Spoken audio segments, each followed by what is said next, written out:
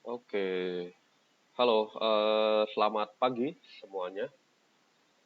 Semoga teman-teman semua dalam keadaan sehat selalu dan selamat hari Minggu ya. Kebetulan saya ngerekam ini hari Minggu. Oke, eh, kita melanjutkan mata kuliah pengantar teknologi informasi. Sekarang sudah di pertemuan keempat ya, teman-teman. Di pertemuan keempat ini kita bakal lebih masuk ya, teman-teman, dari sisi hardware sebetulnya, tapi lebih ke unit sistemnya, lebih ke apa base dari si komputer tersebut begitu. Jadi dia hardware, tapi dia adalah dasar atau fondasi dari suatu sistem komputer. Nah, apa itu? Pentingkah sistem unit system itu? Kemudian seperti apa bentuknya? Nah, kan jarang banget nih denger ketika kita tanya hardware. Apa itu hardware? Oh, ada hard disk, oh ada monitor, ada keyboard. Tapi jarang orang yang langsung bilang sistem, unit sistem. Itu jarang banget, teman-teman. Makanya untuk hardware satu ini kita buat satu pertemuan sendiri. Pengertian secara harafiah ya. Nah, di situ ada poin pertama. Komponen hardware biasanya kan terdiri atas peranti masukan, pengolahan data, output, atau input. Tapi pada bagian ini kita fokusnya di unit system. Unit system sendiri adalah merupakan suatu cache, wadah, atau tempat. Jadi bayangin ya, suatu tempat, bisa laptop, bisa PC, bisa handphone, sebetulnya apapun itu, di mana di dalamnya ada komponen-komponen lainnya yang mendukung. Tentunya komponen elektronik ya, di mana komponen tersebut bertugas melakukan tugasnya masing-masing. Ada yang menyimpan data, ada yang menghantarkan data, ada yang menghantarkan panas, ada yang melakukan booting, ada yang menyimpan memori, banyak. Makanya kenapa disebut sistem? Karena sistem adalah satu kesatuan dari beberapa unit, dari beberapa subsistem menjadi satu sebuah kesatuan sistem. Makanya kita sebut dia atau kesatuan ini adalah unit sistem karena dia tidak sendiri, teman-teman. Jadi dia itu wadah yang isinya banyak nanti kecil-kecil gitu.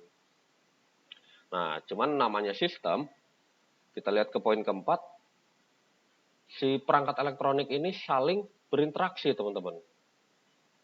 Secara bersamaan untuk melakukan perhitungan, melakukan transfer data, kemudian ke perangkat input dan output. Jadi intinya mereka adalah suatu populasi, kumpulan dari perangkat-perangkat elektronik di sebuah wadah yang saling berinteraksi. Makanya namanya sistem. Nah, coba siapa yang sudah familiar dengan gambar di sebelah ini? Di mana di situ ada satu buah unit. Kita bilang unit jadi ya, karena dia bukan hanya satu pieces, tapi satu unit. Di mana di dalamnya banyak tuh teman-temannya, ada drive bay, ada prosesor, memori, sound card, video card, modem, network, port, power supply, dan masih banyak sebetulnya di dalamnya. Gitu. Tapi secara keseluruhan komponen ini isinya adalah port, teman-teman. Kalau dari luar ya, terlihat dari belakang itu isinya port. Jadi ada tempat untuk nyolokin USB, ada tempat untuk nyolokin power, ada tempat untuk nyolokin video card, sound card, gitu. Makanya inilah penampakannya si unit system. Kita bahas yang paling, ya bukan paling ya, tapi dia tentunya harus ada. Karena dia adalah drive bay. Drive bay adalah slot atau ruang kosong, atau biasa kita bilangnya cache ya, teman-teman. Cache kosong, di mana ukurannya tentunya berbeda-beda sesuai kebutuhan dan yang dijual. Di mana di dalam si slot tersebut ada beberapa sectionnya juga, teman-teman. Ada section eksternalnya, kalau di gambar itu contohnya 5,25 inch untuk drive bay-nya. Kemudian ada yang 3,5 inch, ada yang 3,5 inch drive bay, ada 6 slot. Itu biasanya di atas kan nyimpen uh, floppy disk sama CD kalau teman-teman tahu. Floppy disk itu disket, drivernya sama CD-ROM drive seret. Nah, bawahnya kadang ada apalagi ada USB ngederet slep gitu. Terbawahnya bisa jadi hard disk. Jadi intinya si drive B ini adalah wadah kosong dalam artian sesungguhnya, di mana nanti teman-teman pendamping lainnya akan masuk ke situ. Jadi bayangkan teman-teman seperti motherboard dan kawan-kawan itu nggak punya rumah, nggak bakal bisa jalan teman-teman. Jadi sebetulnya si drive ini walaupun fungsinya tidak ada elektroniknya, tapi dia salah satu komponen yang cukup sangat penting teman-teman. Karena dialah yang menampung alat elektronikal yang lainnya. Gitu.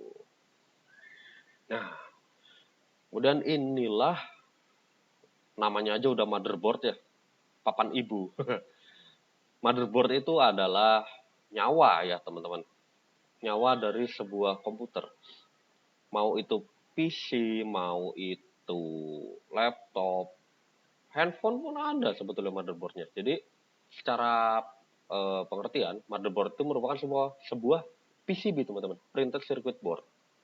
Tuh bisa dilihat di yang biru-birunya ini kan, dia menyambungkan semuanya pakai dioda nih yang bulat-bulat kecil. Mau tunjuknya pakai apa nih? Nah, bulat-bulat kecil ini nih dioda, terus ada line-line untuk hantar listriknya.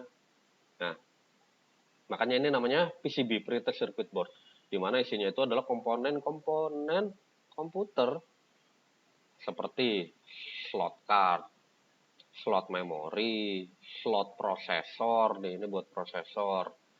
Terus ini ada baterai BIOS. Ini ada SATA konektor itu untuk hard disk teman-teman. Terus ada heatsink ya nanti buat panas, ada north bridge, south bridge buat alur data.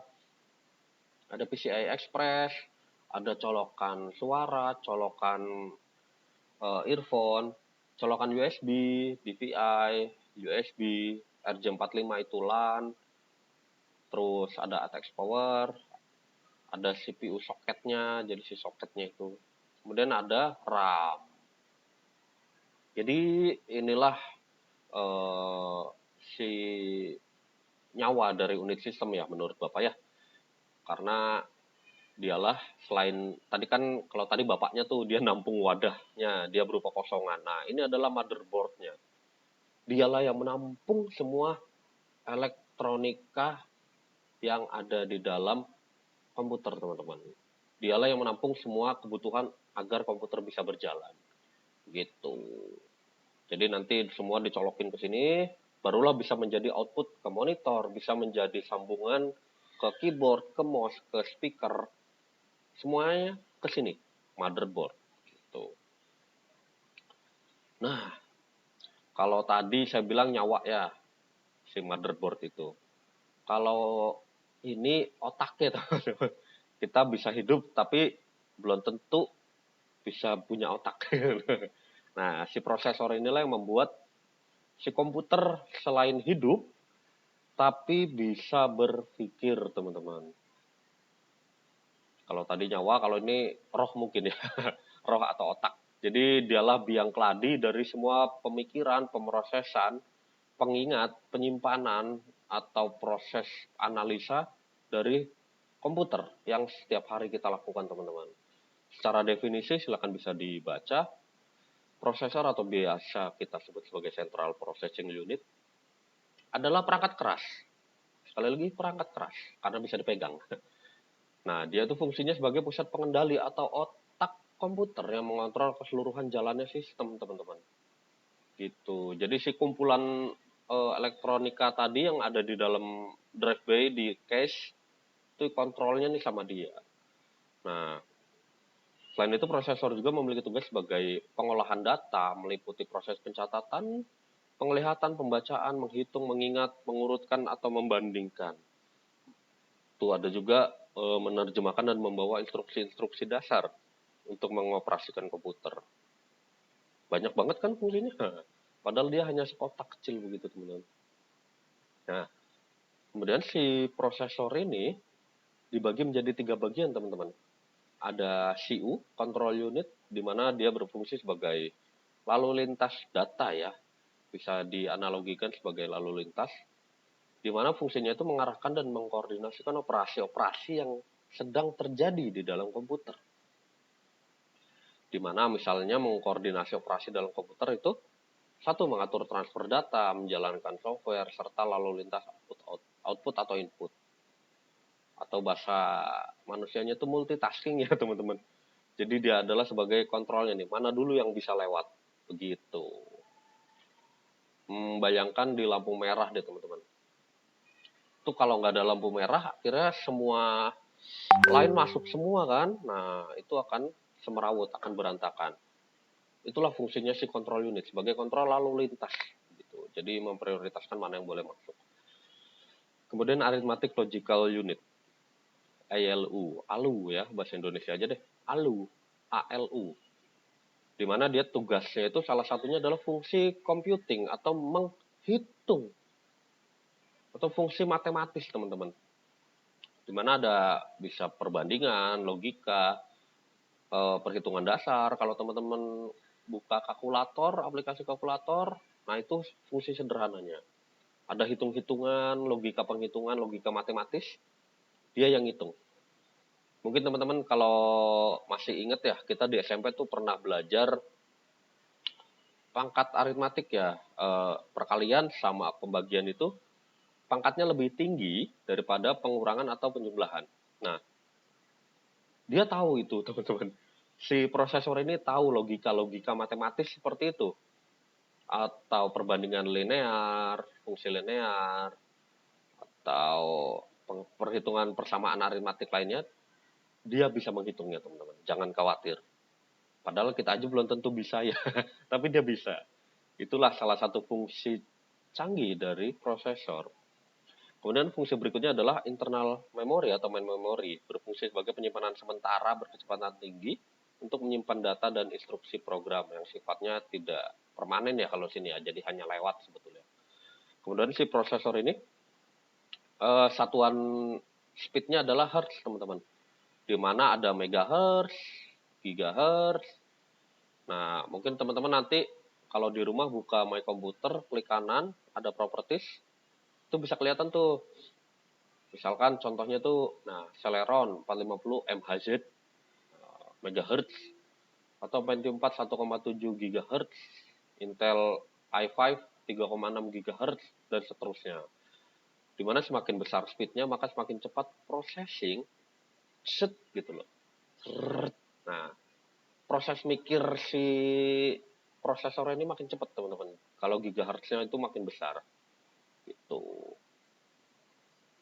Nah, tadi dari otaknya kita maju lagi. Kalau di kita ini tengkoraknya teman-teman. Si heatsink, penyerap panas. Nah, heatsink ini analoginya gimana ya? Bayangkan tadi ada otak nih, si prosesor. Si otaknya lagi kerja. Akhirnya panas teman-teman. Kita aja kalau kebanyakan mikir tuh pusing kan. Nah, tapi otak kita nggak sampai pecah, nggak sampai meleleh gitu. Karena kalau di otak kita kan tuh ada cairan, ada tempurung kepala. Nah, kalau di prosesor, dia mempunyai salah satu fungsi pendukung atau partner ya, teman pendukung, yaitu si heatsink. Si heatsink ini tugasnya simple, teman-teman. Ketika prosesor panas, pakai apa ya gambarnya nih? Nah, prosesornya panas, teman-teman. Si heatsink ini nggak ngapa-ngapain, tugasnya diem aja. Cuman dengan adanya heatsink di situ, panas yang tadinya keluar itu akan menyerap ke logam si heatsink itu, teman-teman. Jadi si heatsink ini secara tidak langsung menyerap panas dari si prosesor. Akhirnya apa? Prosesornya bisa lebih adem.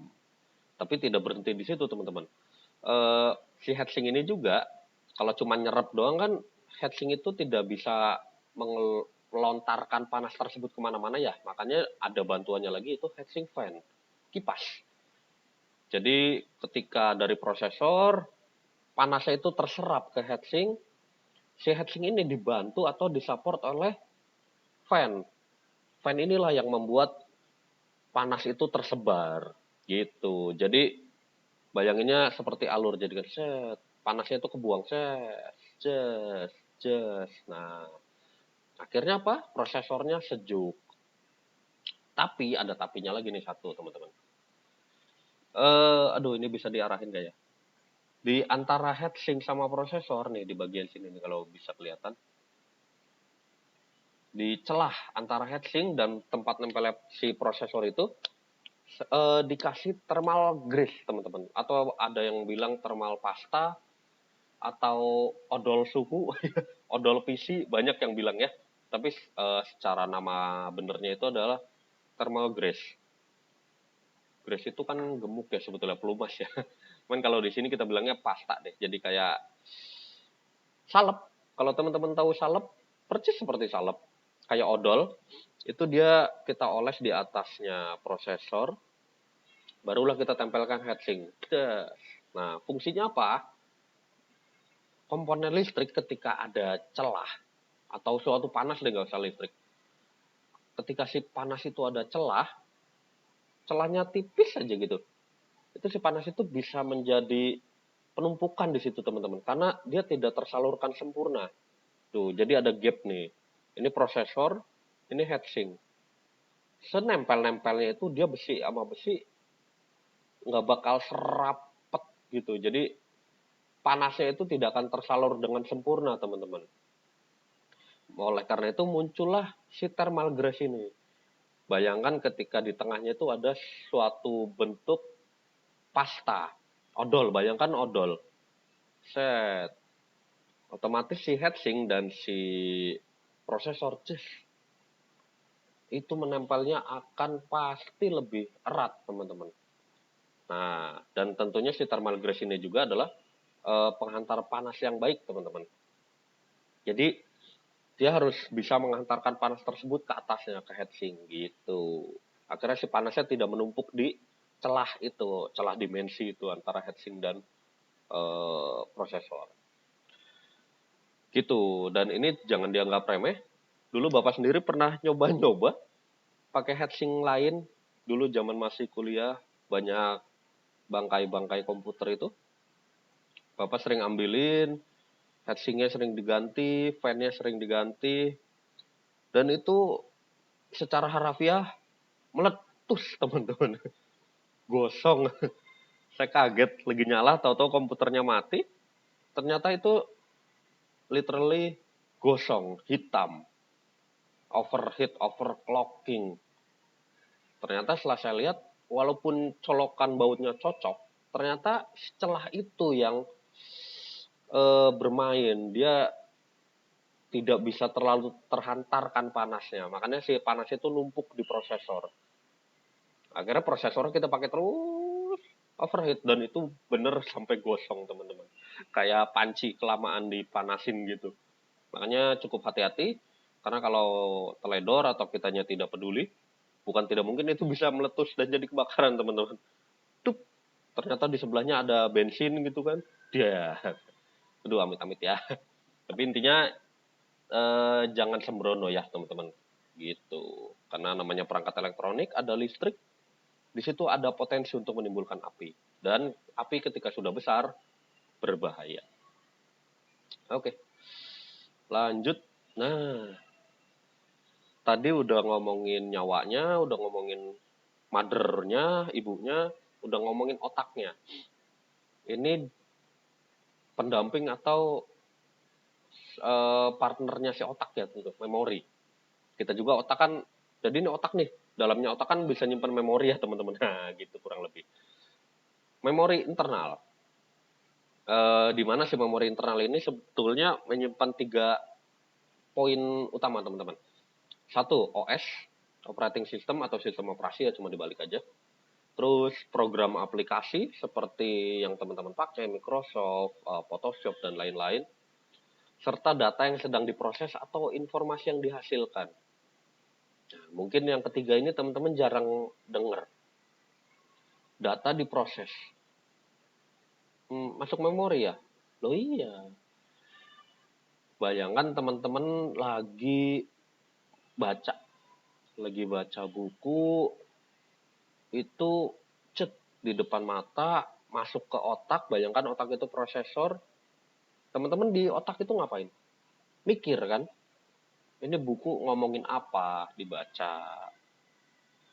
Akhirnya si buku yang dibaca itu kesimpan ke memori. Nanti udah kesimpan di memori, ada yang short term memory, ada yang long term memory. Otak kita juga kan sama teman-teman. Ada yang jangka pendek, ada yang jangka panjang. Ketika suatu saat dibutuhkan oleh otak kita untuk menyelesaikan apapun, dikeluarkan lagi tuh, des. Nih, dulu pernah ada informasi ini, gitu. Konsepnya sama. Kalau di komputer, eh, memori internalnya ada dua jenis tapi teman-teman. Ada ROM dan RAM. ROM dan RAM. Kalau ROM itu read only memory dan RAM itu random access memory. Kita ngomongin yang paling sering dipakai dulu teman-teman. Ya ROM juga sering sih, tapi ini sering banget jadi masalah. Karena si RAM ini sering colok cabut teman-teman. Kalau buat tukang servis atau teman-teman yang suka mengoprek-ngoprek komputer, ini cukup sering dicabut. Ada random access memory, di mana termasuk volatile memory, atau bila listrik dimatikan maka isi memorinya akan hilang teman-teman. Itu bentuknya kayak gini. RAM itu berbentuk chip ya, bisa ditulis atau dibaca setiap saat ketika komputer nyala dan dapat diakses tanpa memerlukan urutan alamat lokasi memori. Nggak seperti hard disk ya teman-teman. Dengan begitu RAM mempunyai kemampuan lebih cepat dalam memproses atau menampilkan data. Oh ya, sekali lagi saya tekankan, RAM dan ROM ini memori internal ya. Nih, memori internal. Nanti penyimpanan kayak hard disk atau USB itu masuknya memori eksternal atau memori digital. Nah, lanjut. Berdasarkan alokasi kerjanya, RAM dapat dikelompokkan menjadi beberapa wilayah, teman-teman. Ada wilayah input, di mana dia untuk menampung data input. Kemudian wilayah program untuk menampung data program tentunya. Kemudian working area, di mana dia bertugas mengolah apa yang lewat dari prosesor ke RAM, dia olah di situ. Kemudian output untuk menampung output. Nah, ini wilayah-wilayahnya nih teman-teman, yang kotak-kotak kecil ini. Itu. Terus jenis RAM yang beredar di pasaran ada DRAM, SRAM, EDORAM, SDRAM, RDRAM. Kita seringnya sekarang pakai SDRAM sih teman-teman, zaman sekarangnya. Nah, kalau ROM apa? Read only memory. Dia itu termasuk memori non volatile. Bacanya gimana ya? Volatile. Volatile. Dia termasuk memori non volatile memory, yaitu memori yang isinya tidak akan hilang ketika listriknya dimatiin teman-teman. Di mana ROM itu dipakai untuk menyimpan program yang dibuat oleh pabrikan komputer. Nah, program yang dapat di dalam RAM itu tidak bisa ditambah ataupun dikurangi teman-teman. Jadi cuma bisa kita lihat aja gitu. Contohnya apa? BIOS, kalau teman-teman pernah lihat ya. Jika kita menyalakan komputer tuh, program yang tersimpan di ROM itu otomatis akan mencari suatu lokasi. Kebayang analoginya? Jadi bayangin teman-teman baru beli laptop nih. Kalau sekarang mah udah bawaan semua ya, operasi sistemnya, sistem operasinya ya OS. Bayangin baru mencet pertama kali tuh power tank. Nah, si ROM ini udah ada, dia ini udah punya BIOS teman-teman. Nah, si BIOS ini nyari nih ke lokasi memori hard disknya atau di RAM, udah ada OS belum ya, sistem operasi. Masuk ke sistem operasi. Makanya tahap ini disebut boot up teman-teman. Awal mulanya itu dari si ROM itu, dari si BIOS itu. Makanya komputer-komputer yang OS-nya udah mau rusak-rusak kan kadang ada bunyi tut, terus press F1 to continue, atau kadang masuknya ke BIOS dulu. Itu karena memang dia yang memulai semuanya. Nah, setelah tahap boot up ini, dari si ROM maju ke operating system, nah, baru lari lagi nih dia. Mungkin teman-teman tahu service atau startup application. Nah, setelah OS-nya masuk, maju lagi si OS itu nyari aplikasi apa aja yang harus saya startup di booting ini. Misal antivirus. yang paling familiar sama kita. Si antivirus, jadi si OS setelah mengenali, wah antivirus ini masuk salah satu daftar untuk di booting pertama kali di awal. Jadi ketika OS-nya sudah dibangunin sama ROM, nanti OS-nya ngebangunin antivirus dan kawan-kawan lainnya gitu. Kemudian tahap tersebut, si booting tersebut masuk ke RAM. Makanya kalau RAM-nya gede, cepet gitu. Dan ini tandanya bahwa komputer sudah siap digunakan. Jadi kayak membangunkan itu teman-teman kalau ini. Nah, pada umumnya si ROM ini memiliki BIOS, seperti yang tadi sudah dibilang, Basic Input Output System. Si BIOS ini yang ngendalin aliran data teman-teman, antara mikroprosesor dengan keyboard, monitor, printer, dan komponen lainnya. Nanti kali-kali kita belajar masuk BIOS ya. Ketika startup tuh, kalau di saya dulu pencetnya F2.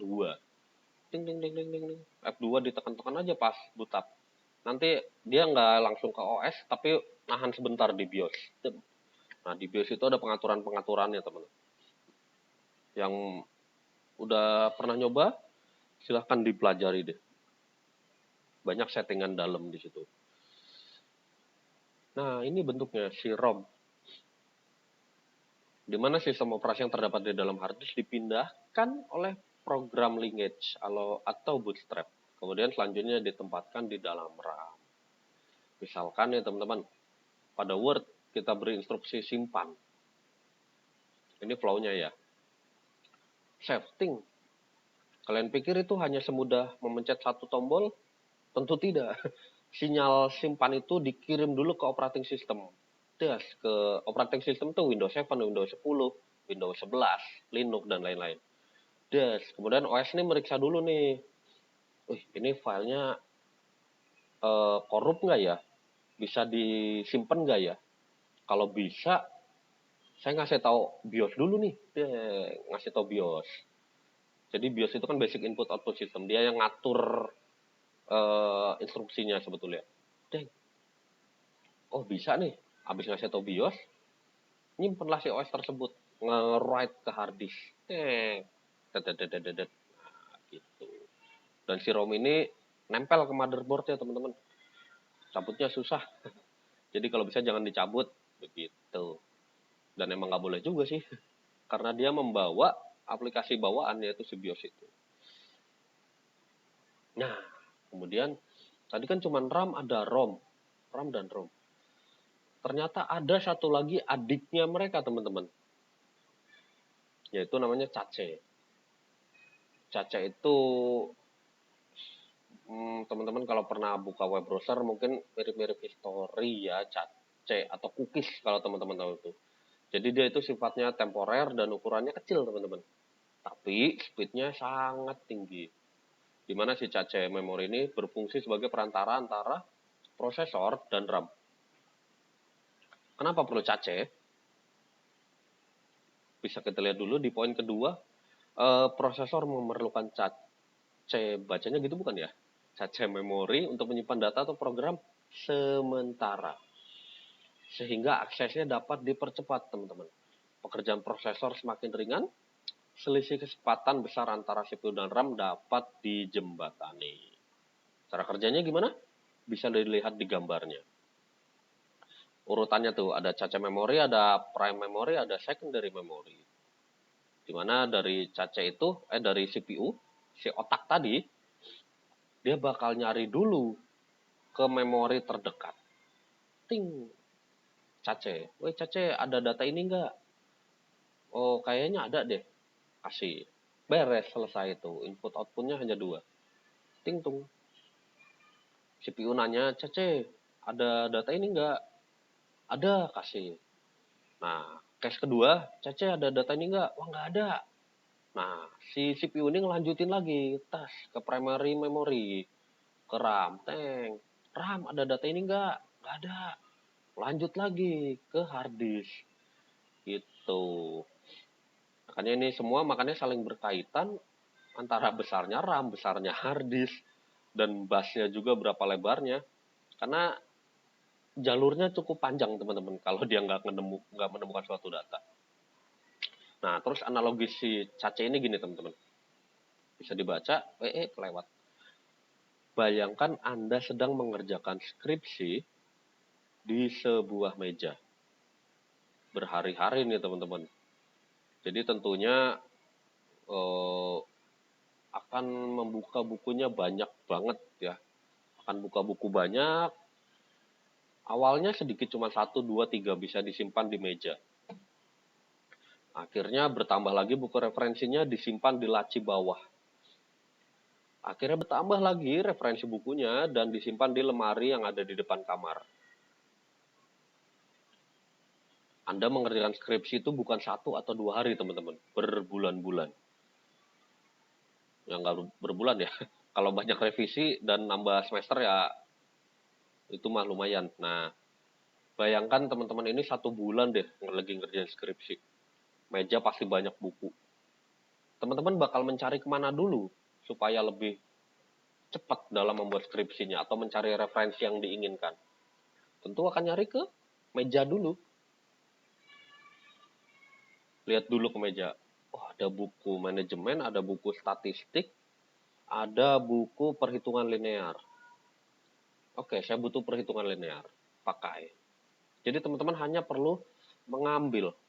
Karena lokasinya dekat. Enak kan? Itulah si Cace teman-teman. Dia itu nyimpen jejak historical kita atau data yang sering kita gunakan di tempat dia berada. Akhirnya apa? Si CPU punya referensi yang lebih dekat untuk mengambil data. Bayangkan kayak tadi analoginya, kita cuma perlu ngambil buku dengan mengulurkan tangan. Buka, kerjain. Cepet bukan? Tidak sampai 5 detik bahkan. Buka buku. Tapi bayangkan ketika sudah dicari di caca memori, di meja nih, kok buku linear matematis nggak ada ya? Waduh, nyari laginya ke tempat mana? Ke RAM, kalau ke bawah. Ke laci nih. Duh, kok di laci nggak ada juga nih buku ya? Kemana ya bukunya? Itu primary memorinya. Nah, dari primary-nya nggak ada nih teman-teman. Ternyata bukunya nggak ada. Apa udah ditaruh ya di depan? Akhirnya kita nyari ke lemari yang ada di depan kamar.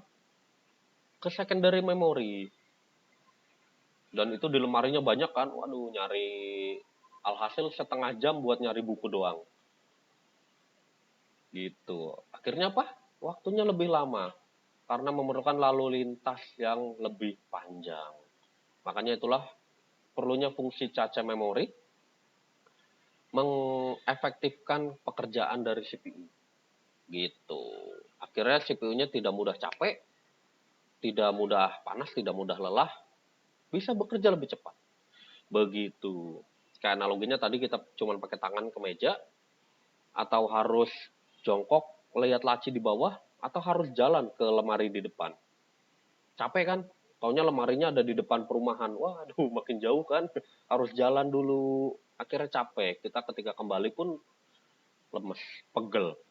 Pekerjaan selesai, tapi mungkin dengan membutuhkan waktu yang lebih lama, serta tenaga yang lebih banyak.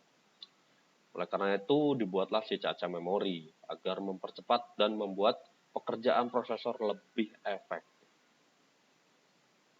Nah, tadi udah ngomongin apa? Prosesor, otak, motherboard, terus memori.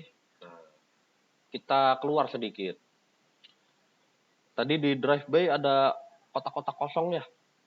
Nah, itu ada slot ekspansi dan tempat untuk adapter card, teman-teman. Di mana slot ekspansi itu merupakan PCB juga. PCB juga kayak motherboard itu tadi kan PCB yang warna biru banyak garis-garis aliennya gitu. Nah, slot ekspansi ini juga bisa menampung PCB, teman-teman. Di mana sebagai kontak untuk menancapkan komponen tambahan komputer yang berupa adapter card. Biasanya kita sebutnya socket, teman-teman, dan letaknya terintegrate dengan motherboard. Adapter card adalah kartu yang dipakai untuk menambahkan kemampuan pada unit sistem atau menyediakan koneksi ke peralatan eksternal.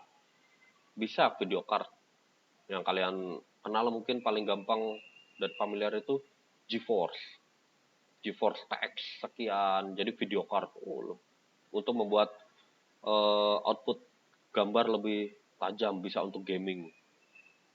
Kemudian ada LAN card, ada VGA card, banyak.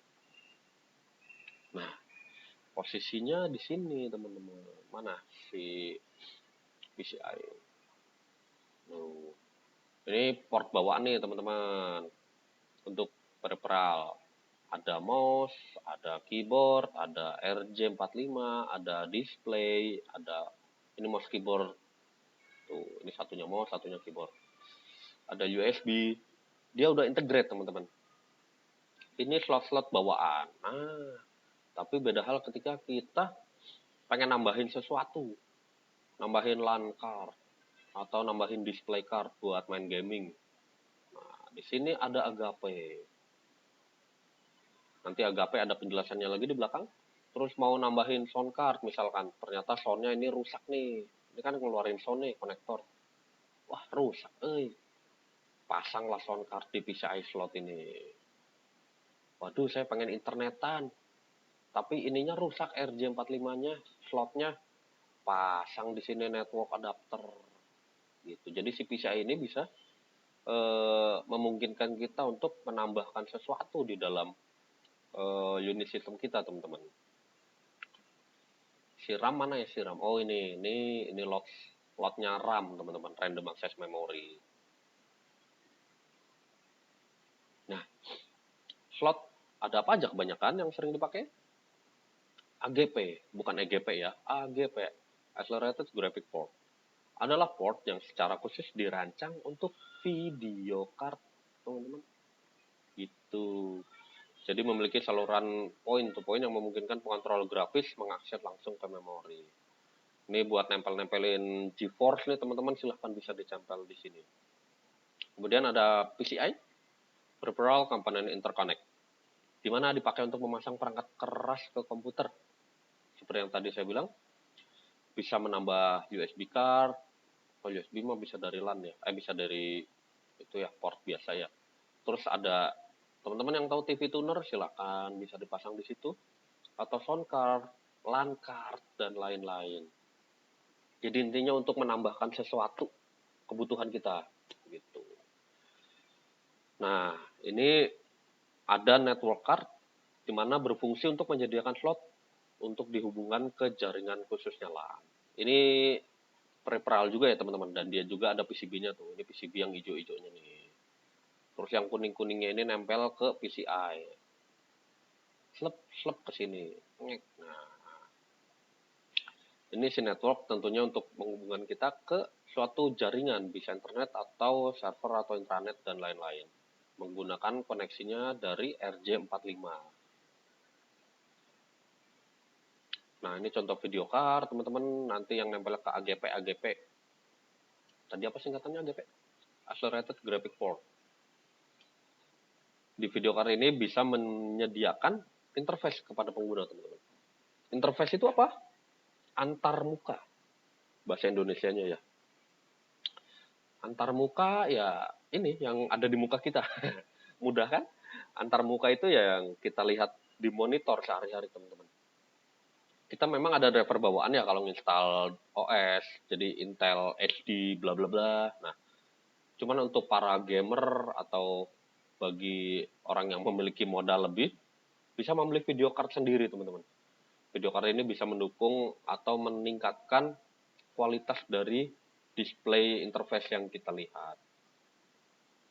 Kemudian ada sound card, ketika teman-teman butuh port tambahan atau slot tambahan untuk mencolokkan soundnya, silakan bisa dibeli dan dicolokkan ke PCI tadi, PCI slot. Nah, tentunya one and only, tidak ada yang bisa menggantikan dia, adalah power supply, teman-teman. Kalian sudah lengkap, PC-nya bagus, RAM-nya besar, power supply-nya nggak ada, wah ya udah pusing. Power supply tentunya dia memiliki satu tugas yang sangat amat penting, teman-teman. Dia adalah penyedia listrik utama yang langsung terhubung ke sumber listriknya dan menyediakan sumber tenaga bagi motherboard serta semua perangkatnya. Nah, ini tampilan belakangnya dari semua port-port yang tadi kita obrolin, yang kita gibahin tadi. Tuh, di atas ada power supply, di bawah ini ada slot bawaan, tuh ada USB, ada keyboard, ada PS2 itu mouse, ada audio jack, USB lagi. Nah, Di sini nih teman-teman tempat-tempatnya si PCI. Ini VGA port tempatnya si AGP tadi jadi gitu. Jadi ini bisa nambah 3 lagi slot nih teman-teman. 1, 2, 3 gitu. Kalau mau masang apalagi sound card, misalnya soundnya agak bermasalah, pengen diganti, ganti tambah di sini deh. Begitu. Jadi inilah tampilan dari PC yang sering kita gunakan. Bus. BUS. Apa bus? Bus itu istilah ya teman-teman.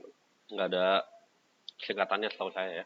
Tapi kalau teman-teman yang tahu nama lainnya atau singkatannya mungkin boleh di-share ya nanti. Bus. BUS.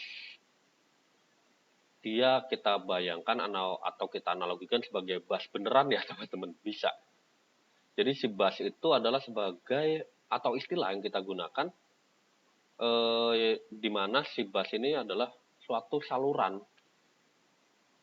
Kebayang nggak teman-teman ya? Jadi bayangin bus itu sebuah jalur yang memungkinkan setiap perangkat itu berkomunikasi, teman-teman.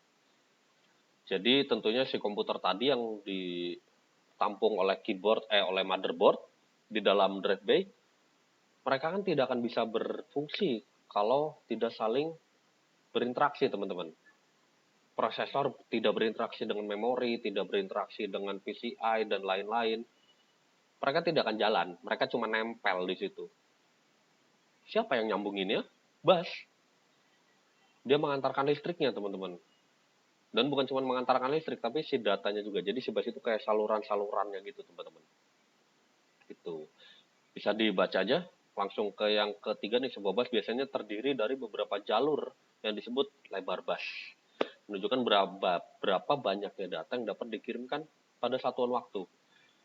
Semakin ukurannya lebar, maka semakin besar pula data yang dapat ditransfer sekali waktu. Di situ ada 3, ada control bus, address bus, dan data bus. Kita bahas lebih lanjut.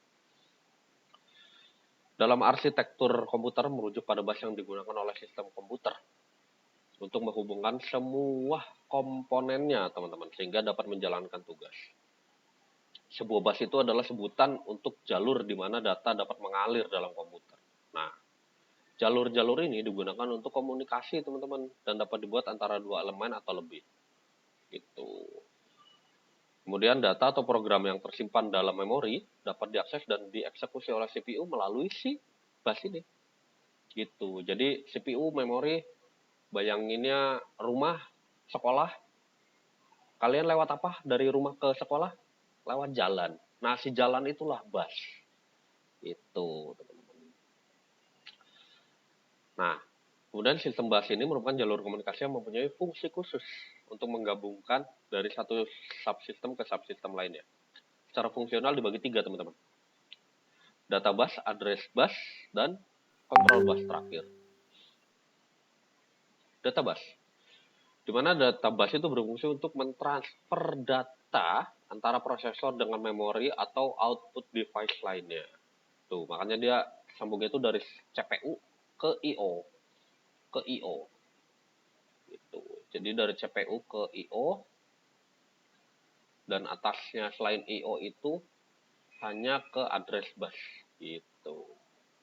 Nah, misalkan data busnya ada 16 saluran dapat mentransfer 16 bit begitu. Jadi setiap proses 16, 16, 16, 16 gitu. Jadi misalkan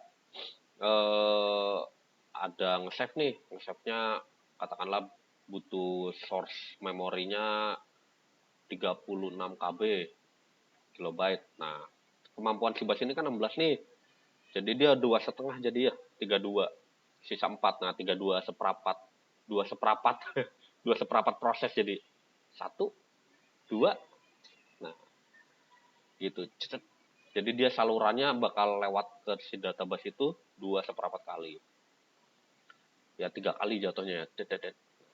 Kemudian si address busnya itu data pada komputer yang berasal dari perangkat input seperti keyboard agar bisa diakses lebih cepat, maka perlu ditempatkan pada alamat tertentu, di mana ada port-port input outputnya ya pada memori yang benar, sehingga data akan dibaca atau ditulis dalam alamat yang sesuai.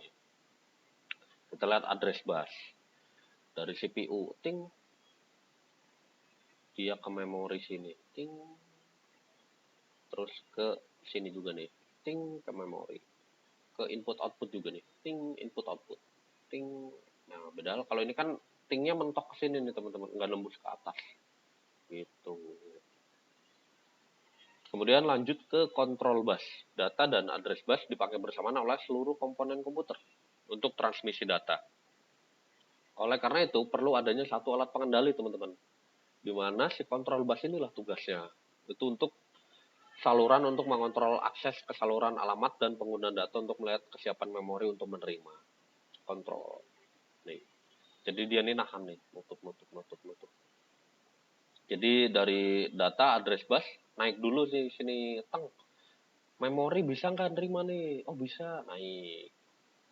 Ada inputan lagi nih dari address. Memori bisa nggak nerima? Bisa, naik. Kalau nggak bisa ditahan dulu nih ngantri gitu. Begitu konsepnya kurang lebih. Oke, oke. Dengan ini pertemuan keempat kita selesai. Nanti kita lanjutkan ke pertemuan kelima, membahas lebih jauh tentang hardware. Oke, kalau begitu sekian dari saya. Semoga apa yang disampaikan bisa berguna dan bisa menjadi pengetahuan tambahan untuk teman-teman. Itu ya, untuk dapat belajar dan berkembang dalam kehidupan tentunya. Oke, selamat pagi, terima kasih.